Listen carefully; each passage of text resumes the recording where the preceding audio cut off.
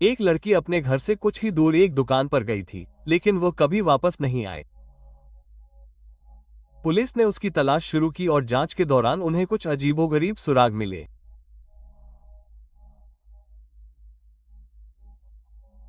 फिर भी ये रहस्य दशकों तक अनसुलझा रहा, जब तक कि सच्चाई पूरी तरह से अप्रत्याशित तरीके से सामने नहीं आ गई। क्रिस्टी वेस्लेमैन का जन्म 19 अप्रैल 1970 को इलिनॉइस के ग्लेन एलेन में हुआ था। वो अपनी माँ, दो बड़े भाइयों और एक बहन के साथ वहां रहती थी। उनका शहर उस इलाके के सबसे सुरक्षित शहरों में से एक माना जाता था और क्रिस्टी को बाहर समय बिताना बहुत पसंद था। वो पड़ोस के अन्य बच्चों के साथ घंटों सड़कों पर घूमती रहती थी। स्कूल में क्रिस्टी लोकप्रिय थी और उसके बहुत सारे दोस्त थे। वो स्कूल के जीवन में सक्रिय रूप से शामिल थी और यहाँ तक कि अपनी कक्षा की उपाध्यक्ष भी चुनी गई थी। इसके अलावा वो वॉलीबॉल और सॉफ्टबॉल खेलती थी। 1985 की गर्मियों में 15 वर्षीय क्रिस्टी स्कूल में ग्रीष्मकालीन कक्षाएं ले रही थी और अपना अधिकांश खाली समय दोस्तों के साथ बिताती थी। 21 जुलाई को क्रिस्टी दोपहर करीब 3:30 बजे स्कूल से घर आए। घर आते ही वो अपने और अपनी मां के लिए सोडा और चॉकलेट बार लेने के लिए एक नजदीकी स्टोर पर गई। उसकी मां को उम्मीद थी कि वो कुछ ही मिनटों में वापस आ जाएगी, क्योंकि स्टोर पास में ही था। लेकिन जैसे जैसे समय बीतता गया, ये स्पष्ट हो गया कि कुछ गड़बड़ है, क्योंकि क्रिस्टी घर नहीं आ रही थी। पहले तो उसकी मां ने सोचा कि वो किसी दोस्त से मिली होगी और उनके साथ चली गई होगी। उस समय सेल फोन नहीं हुआ करते थे, इसलिए वो क्रिस्टी से संपर्क नहीं कर सकती थी और उसके पास इंतजार करने के अलावा कोई चारा नहीं था। जैसे जैसे शाम होने लगी, उसकी चिंता और बढ़ गई। उसने क्रिस्टी के दोस्तों को फोन किया, लेकिन उनमें से किसी ने भी उसे उस दिन नहीं देखा था। हताश होकर वो खुद स्टोर की ओर चल पड़ी। रास्ते में सड़कों पर छानबीन की, लेकिन क्रिस्टी का कहीं पता नहीं चला। क्रिस्टी के परिवार ने अगले कई घंटे उसकी तलाश में बिताए, लेकिन जब 1:50 बजे तक भी उसका कोई पता नहीं चला, तो उसकी मां ने पुलिस से संपर्क करने का फैसला किया। अधिकारी तुरंत खोज में जुट गए और क्रिस्टी की आखिरी हरकतों को जोड़कर शुरुआत की। सबसे पहले उन्होंने उस स्टोर के क्लर्क से बात की जहां वह गई थी। वो आदमी क्रिस्टी को अच्छी तरह जानता था। वो पास में ही रहता था और जब वो छोटी थी तो उसने उसकी देखभाल भी की थी। उसने पुष्टि की कि क्रिस्टी शाम करीब 4 बजे आई थी, कुछ चॉकलेट बार उठाए और चली गई। उसने यह नहीं बताया कि वो कहाँ जा रही थी, लेकिन क्लर्क ने कहा कि वो खुश लग रही थी और उसके व्यवहार में कुछ भी असामान्य नहीं लगा। पुलिस को कुछ और गवाह भी मिले जिन्होंने क्रिस्टी को स्टोर पर देखा था, लेकिन उनमें से कोई भी यह नहीं बता सका कि उसके बाद वो कहाँ गई। जांचकर्ताओं ने क्रिस्टी के सभी दोस्तों से बात की, ये संभावना मानते हुए कि वो उनमें से कुछ के साथ घूमने के दौरान समय का ध्यान नहीं रख पाई होगी, लेकिन उसके किसी भी दोस्त ने उस दिन उसे नहीं देखा था। इसके बाद पुलिस ने अपने सभी संसाधन खोज पर केंद्रित कर दिए और सड़कों पर छानबीन शुरू कर दी। लेकिन तब तक आधी रात हो चुकी थी, जिससे खोज और भी चुनौतीपूर्ण हो गई। उनके दृढ़ संकल्प के बावजूद क्रिस्टी का कोई पता नहीं चला। कोई सुराग नहीं, कोई सुराग नहीं, कुछ भी नहीं। सुबह से ही खोज जारी रही और दोपहर तक अधिकारियों के एक नए समूह ने कमान संभाल ली। उनमें से एक ने क्रिस्टी के संभावित रास्ते का पता लगाने का सुझाव दिया। उसने अनुमान लगाया कि क्रिस्टी ने शायद अपने घर से स्टोर तक का सबसे छोटा रास्ता चुना होगा, जो पास के खेत से होकर जाता था। उस समय रिहायशी इलाके और स्टोर के बीच एक बड़ी खाली जगह थी, जिस पर लंबी लंबी घास थी। उस जगह पर घूमने में काफी समय लग जाता। कार चलाने वाले वयस्कों के लिए यह कोई समस्या नहीं थी, लेकिन स्टोर या पास के मैकडॉनल्ड्स जाने वाले स्थानीय बच्चे हमेशा खेत से होकर एक छोटा रास्ता लेते थे, जहां घास के बीच एक संकरा रास्ता था। जासूस ने उसी रास्ते पर चलने का फैसला किया। जैसे ही वो उस रास्ते पर आगे बढ़ा, उसकी नजर घास में कुछ अजीब सी चीज पर पड़ी।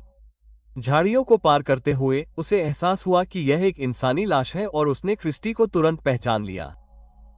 उसने तुरंत मदद के लिए बुलाया और लाश को आगे की जांच के लिए मेडिकल जांचकर्ताओं को सौंप दिया गया।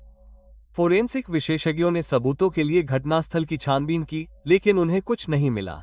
कोई पदचिह्न नहीं, कोई निजी सामान नहीं, कुछ भी ऐसा नहीं जिससे ये समझाया जा सके कि क्या हुआ था। मेडिकल जांचकर्ताओं ने निर्धारित किया कि क्रिस्टी की मौत 8 बार चाकू से किए गए घावों से हुई थी। उन्हें साके भी सबूत मिले और अपराधियों के जैविक पदार्थ एकत्र किए, लेकिन 1985 में डीएनए परीक्षण अभी भी अपने प्रारंभिक चरण में था और आमतौर पर आपराधिक जांच में इसका उपयोग नहीं किया जाता था। इसलिए इसका विश्लेषण करने का कोई तरीका नहीं होने के कारण नमूने को भविष्य के उपयोग के लिए संग्रहित कर लिया गया। क्रिस्टी की मां ने पुलिस को एक और दिलचस्प जानकारी देने में भी मदद की। क्रिस्टी ने उस दिन अपनी उंगली में एक मोती की अंगूठी पहनी हुई थी।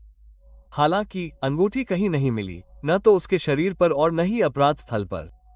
जासूसों ने निष्कर्ष निकाला कि हत्यारा उसे ले गया होगा और सभी अधिकारियों को निर्देश दिया कि अगर हत्यारा उसे बेचने की कोशिश करता है तो गिरवी रखने वाली दुकानों पर नजर रखें। काम करने के लिए कोई भौतिक सबूत नहीं होने के कारण पुलिस ने संभावित गवाहों को खोजने पर ध्यान केंद्रित किया, जिन्होंने क्रिस्टी या हत्यारे को खेत के पास देखा हो। वे कई लोगों को ट्रैक करने में कामयाब रहे, जिन्होंने हत्या के अनुमानित समय के आसपास उसी रास्ते का उपयोग किया था, लेकिन उनमें से किसी ने भी कुछ भी संदिग्ध देखने की सूचना नहीं दी। ये काफी अजीब था क्योंकि क्रिस्टी का शव रास्ते से कुछ ही गज की दूरी पर था। हालांकि वो ऊंची घास से छिपा हुआ था, जिससे उसे पहचानना लगभग असंभव था। जांचकर्ताओं को ये भी पता चला कि क्रिस्टी के शव के मिलने की जगह से कुछ ही गज की दूरी पर एक परिवार अपने पिछवाड़े में बारबेक्यू का आयोजन कर रहा था, लेकिन घटनास्थल के इतने करीब होने के बावजूद उनमें से किसी को भी कुछ भी असामान्य सुनने या देखने की याद नहीं थी। मैदान से लगभग 60 गज की दूरी पर एक गैस स्टेशन पर काम करने वाले एक कर्मचारी ने भी उस दिन अपनी पूरी शिफ्ट में काम किया, लेकिन उसने कुछ भी असामान्य नहीं देखा। पुलिस को ये स्थिति विचित्र लगी। अपराध स्थल के पास बहुत से लोग थे, फिर भी किसी ने कुछ देखा या सुना नहीं। जांचकर्ताओं का मानना है कि अज्ञात हमलावर या तो स्टो से मैदान तक क्रिस्टी का पीछा कर रहा था या रास्ते में उसका सामना हुआ। वो उसे ऊंची घास में कुछ गज की दूरी पर ले गया और बिना आवाज किए उसकी हत्या कर दी। जासूसों ने इस संभावना पर विचार किया कि क्रिस्टी अपने हत्यारे को जानती होगी, इसलिए कोई चीख पुकार नहीं मची। आखिरकार उनका शहर छोटा था और कई निवासी एक दूसरे को जानते थे। पुलिस ने क्रिस्टी को जानने वाले सभी लोगों की जांच शुरू की, लेकिन इस कोशिश का कोई नतीजा नहीं निकला। उन्होंने उस इलाके के उन लोगों की भी सूची बनाई जिन पर पहले भी हिंसक अपराध करने का आरोप था। कई संदिग्धों से पूछताछ की गई, लेकिन उनमें से किसी का भी हत्या से कोई लेना देना नहीं था। कई महीनों तक पुलिस को इस रहस्य को सुलझाने में कोई खास सफलता नहीं मिली।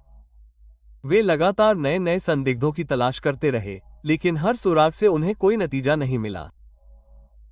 ये सिलसिला 3 साल तक चलता रहा और 1988 में अचानक एक बड़ी सफलता हाथ लगी। उस समय तक डीएनए विश्लेषण आपराधिक जांच का एक अहम हथियार बन चुका था। जासूसों ने क्रिस्टी के मामले में पिछले कुछ सालों से जिन लोगों पर शक था, उन सभी के डीएनए सैंपल लेने का फैसला किया। कई लोग सहयोग करने के लिए तैयार हो गए और उनमें से किसी का भी सैंपल घटनास्थल पर मिले जैविक सबूतों से मेल नहीं खा रहा था। लेकिन एक शख्स ऐसा था जिसने डीएनए सैंपल देने से इनकार कर दिया। क्रिस्टी के मिलने वाले खेत के पास रहने वाले 34 साल के डाना हेनरी पर जांच के शुरुआती दिनों से ही पुलिस की नजर थी। उस समय हेनरी ने इस अपराध से अपना कोई लेना देना होने से इनकार किया था, लेकिन अब सैंपल देने से इनकार करने पर जासूसों को उसकी बेगुनाही पर शक होने लगा। पुलिस ने उसका डीएनए हासिल करने के लिए कोर्ट से आदेश लेने का फैसला किया। हेनरी कोर्ट में पेश हुआ और अपनी बेगुनाही पर अड़ा रहा। हालांकि उस पर कोर्ट की अवमानना का आरोप लगा और उसे कई दिनों तक जेल में रखा गया। उसके बाद ही हेनरी अपना डीएनए सैंपल देने के लिए राजी हुआ। अंत में उसका डीएनए हत्यारे के सैंपल से मैच नहीं हुआ और हेनरी को रिहा कर दिया गया। बाहर आने के बाद उसने रिपोर्टर्स को बताया कि उसे बिना कपड़ों के जेल में रखा गया था और जब वह भारी दबाव में आ गया और अनिच्छा से अपना सैंपल देने के लिए तैयार हो गया, तभी उसे रिहा किया गया। हेनरी ने कहा कि उसने कानूनी फीस पर लगभग $50,000 खर्च किए, जो उस समय एक बड़ी रकम थी। उसे अपना घर गिरवी रखना पड़ा, जिसे उसने अंततः खो दिया और उसके कई दोस्तों और परिवार ने उससे मुंह मोड़ लिया। निराश और गुस्से में हेनरी ने पुलिस विभाग के खिलाफ मुकदमा दायर किया, लेकिन इसका कोई नतीजा नहीं निकला। डीएनए सबूतों से उसका नाम साफ होने के बाद भी कुछ लोग अब भी उसे दोषी मानते थे। सालों बाद हेनरी ने रिपोर्टर्स के सामने माना कि इस पूरी घटना ने उसकी जिंदगी तबाह कर दी थी। हालांकि उस पर कभी कोई अपराध का आरोप नहीं लगाया गया। 1 और साल तक क्रिस्टी का केस अटका रहा। 1989 में एक अप्रत्याशित मोड़ ने इसे फिर से सुर्खियों में ला दिया। एक जज ने एक स्थानीय व्यक्ति के खिलाफ प्रतिबंधात्मक आदेश जारी किया, जो पीड़ित के परिवार को क्रिस्टी की हत्या के लिए जिम्मेदार लोगों के बारे में लगातार जानकारी दे रहा था। विलिस नाम के उस व्यक्ति ने 1985 के आखिर में क्रिस्टी के रिश्तेदारों से पहली बार संपर्क किया। उसने हत्यारे की पहचान के बारे में जानकारी होने का दावा किया और उन्हें कई तरह की जानकारियां भेजनी शुरू कर दी। पुलिस ने हर जानकारी की जांच की, लेकिन हर बार या तो वो बहुत ही काल्पनिक निकली या फिर केस से उसका कोई लेना देना नहीं था। ये लगभग 4 साल तक चलता रहा। आखिर में क्रिस्टी के परिवार ने इसे और बर्दाश्त नहीं किया। उन्होंने शिकायत दर्ज कराई और एक जज ने विलिस को उनसे दोबारा संपर्क करने पर रोक लगा दी। प्रतिबंधात्मक आदेश के बाद पुलिस ने खुद विलिस की जांच करने का फैसला किया, लेकिन उन्हें अपराध से उसका कोई संबंध नहीं मिला। 2000 में हत्यारे का डीएनए एफबीआई डेटाबेस में अपलोड किया गया, लेकिन कोई मिलान नहीं हुआ। ये केस कई सालों तक ठंडे बस्ते में पड़ा रहा। समय समय पर पुलिस ने सुरागों के आधार पर इस पर दोबारा गौर किया, लेकिन वे हत्यारे को पकड़ने के करीब नहीं पहुंच पाए। ये पूरे 3 दशक तक चलता रहा। इन सालों में सभी मूल जासूस सेवानिवृत्त हो गए या आगे बढ़ गए और क्रिस्टी का केस एक नई टीम को सौंप दिया गया। फिर 2015 में कुछ ऐसा हुआ जिसकी बिल्कुल उम्मीद नहीं थी। एक दिन उन्हें एफबीआई डेटाबेस से एक सूचना मिली। क्रिस्टी के हत्यारे का डीएनए सैंपल हाल ही में अपलोड की गई प्रोफाइल से पूरी तरह मेल खा रहा था। डीएनए माइकल जोन्स नाम के एक 62 साल के व्यक्ति का था, जो क्रिस्टी के घर से लगभग 150 मील दूर शैंपेन नामक एक छोटे से शहर में रहता था। जोन्स का डीएनए डेटाबेस में तब जोड़ा गया जब उसे घरेलू हिंसा के आरोप में गिरफ्तार किया गया। उसकी पत्नी ने पुलिस में उसकी शिकायत की थी, जिसके बाद उसे गिरफ्तार कर लिया गया। 2002 में पारित इलिनॉइस कानून के अनुसार किसी भी अपराध के संदिग्ध व्यक्ति को डीएनए सैंपल देना होता है। दिलचस्प बात यह है कि इस कानून के मुख्य पैरोकार उसी काउंटी के राज्य के वकील थे जहां क्रिस्टी की हत्या हुई थी, और इस अनसुलझे केस ने इस कानून को पारित करवाने में उनकी बड़ी भूमिका निभाई थी। जैसे ही डीएनए मैच हुआ, जांचकर्ता माइकल जोन्स की जांच में जुट गए। सबसे पहली बात जो सामने आई वो ये थी कि इस केस में पहले कभी उसका नाम नहीं आया था। वो न तो संदिग्ध था, न गवाह था और न ही जांच से दूर दूर तक जुड़ा हुआ था। जांचकर्ताओं को उसके अस्तित्व के बारे में कुछ भी पता नहीं था। माइकल जोन्स का लंबा आपराधिक इतिहास रहा है।